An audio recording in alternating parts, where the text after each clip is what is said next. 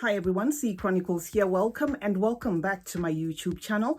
My content consists of mostly fragrance reviews, but I do throw in some lifestyle videos and some vlogs, as well as some story times. So if you're here for the first time and if you feel like you like that sort of stuff, please do consider subscribing. I would appreciate you becoming part of the family.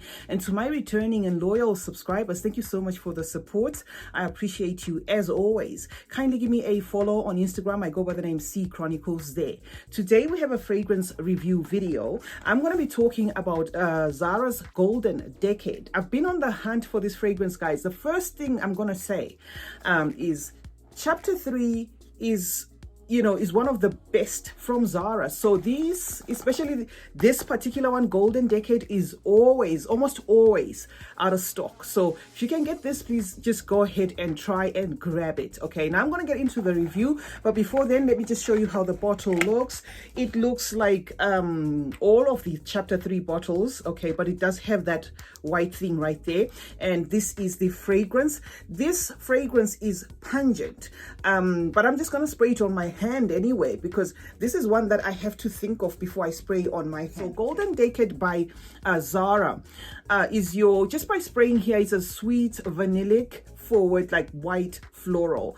The opening is like a juicy, like a honeyed juicy orange blossom. That is what comes like to the surface immediately when you spray it, and it mixes almost immediately with like a piercing lavender. So this fragrance has a top of mandarin orange, a mid of jasmine and orange blossom, as well as that lavender and vanilla. The notes that kind of scream for attention are going to be, at least to my nose, are the orange blossom mixing with the piercing lavender, as well as a lot of vanilla. It is also a very sweet fragrance, like an overdose of sweetness you're gonna get here. And while that top is still playing out, there is of course those two white florals, which is the jasmine and that orange blossom, but the jasmine and the orange blossom do not come out, to me they're not fresh. I get like an animalic, almost skanky. I'm not getting like a fresh flower or fresh jasmine here. It's coming across as not really green, not really fresh, but it's there. It's like an animalic kind of feel. It's like an animalic weight to the mix. So yeah, basically in a nutshell, that is what you get offset. Just by sniffing this, or just sniffing my the scent bubble I'm in like a very sweet scent bubble. This is gonna tick the boxes for people who like honeyed sweet fragrances. It does have like a touch of booziness there, but it is very pungent. And with this fragrance, you get like a pungent feel from the beginning, and it holds up. It's not one that fades. So it's also a linear fragrance. So what you smell at the beginning is what you're going to carry through. But it is one that I would say Zara outdid themselves in terms of performance. If you are looking for a fragrance that is loud, that projects, especially on skin that stays like crazy, Golden Decade is something that you might want to look at. It is a very heavy, rich, mature, creamy, almost boozy as well, but vanilla forward scent.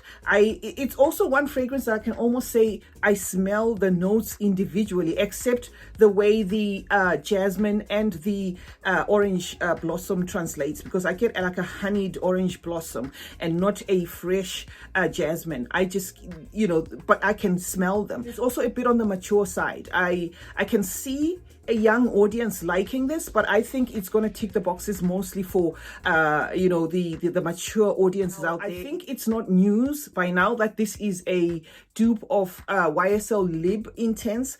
I do not own Lib Intense. I own the regular one, but I believe the Intense is probably, the Intense has like a piercing feel to it, because I did go to Zara to buy this, and when I did, I passed through Foschini and I did sniff because I wanted to compare.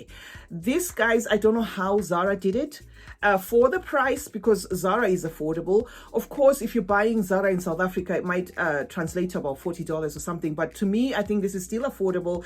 Of course, this is not 100 ml. I think this is maybe, what is this? I think this is 70 ml, if I'm not mistaken. No, this is 80 ml, but the quality that Zara, the quality, the attention to detail, what they've gone on to do with this fragrance is just remarkable, guys.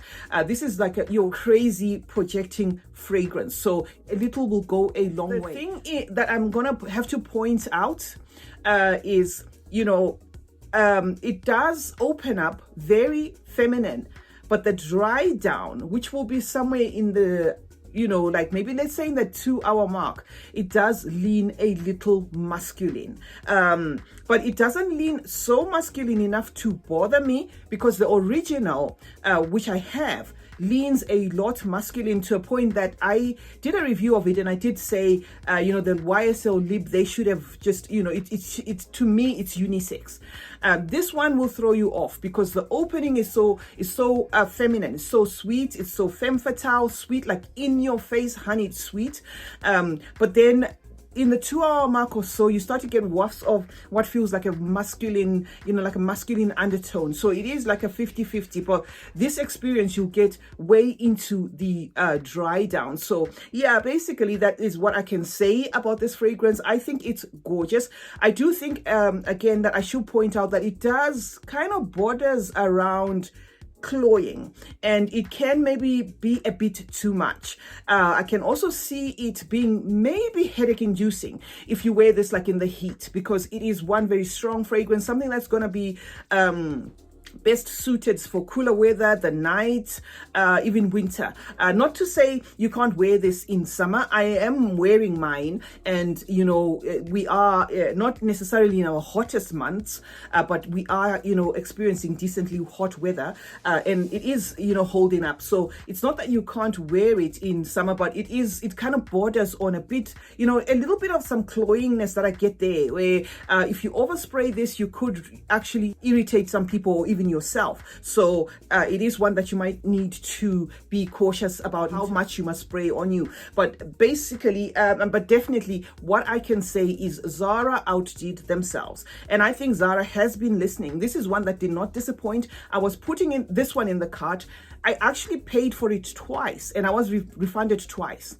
But then I ended up getting it, you know, I ended up getting it in store, and I was just lucky, because I think this one, the minute it gets there, it just gets grabbed out. You will find your Red Temptation and all the other ones will be there, but this one is kind of, you know, one of the ones that are very sought after. Now, in terms of the DNA, say for instance, you've never smelled YSL Lib, the original or the Intense itself.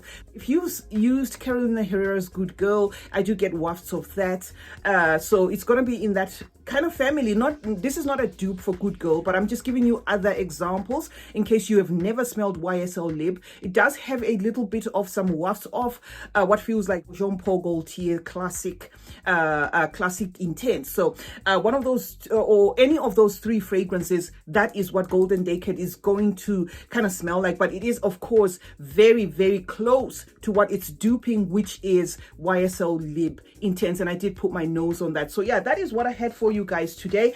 Zara's chapter 3 collection, and this one's called Golden Decade, and this is how the bottle looks like, and that's how the cap looks like. Gorgeous, and I am loving my purchase. Thank you so much, guys, for joining me today. I hope you have subscribed, guys. If you haven't, why not? Like this video if you like it, and turn on post notifications. That way you will be notified anytime I upload a video. Stay blessed and stay fabulous, and remember, smelling good is a form of good manners. Cheers.